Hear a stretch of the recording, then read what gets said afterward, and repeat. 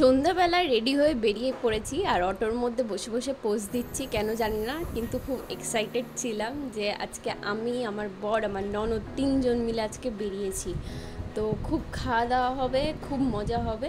আর আমরা একদম ছিলাম বিশ্ব বাংলা গেটের সামনেই, ওখানে একদম এক সাইডে মেলা হচ্ছিল আর এক সাইডে খাওয়ার এরকম মনে হচ্ছিল যেন ফুড ফেস্টিভ্যালের মতো এরকম দৃশ্যটা ছিল।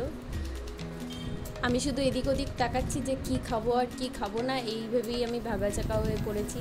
তো যাই হোক, তো সবার ফার্স্টে এখান থেকে আমরা চলে গেলাম একটু ঠান্ডা খেতে, কারণ এতটা এসছি খুব কষ্ট হয়েছে, গরমও ছিল প্রচণ্ড। আর এই যে আমরা এখানে জুস খাচ্ছিলাম আর আমার বর সমানতালে আমাকে জ্বালাচ্ছিল।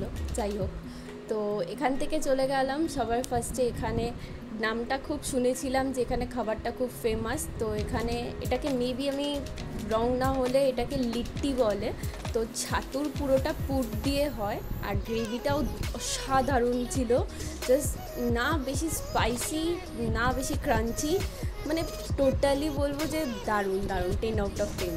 আর তারপর এখান থেকে চলে গেলাম ইয়াম বলে, আর এখান থেকে আমরা চুজ করেছিলাম চিকেন রাইস বোলের এই সেটটা, যেটা 200 টাকা ছিল। আর লুকটাও দেখতে খুব সুন্দর ছিল, তেমনই খেতেও খুব সুন্দর ছিল।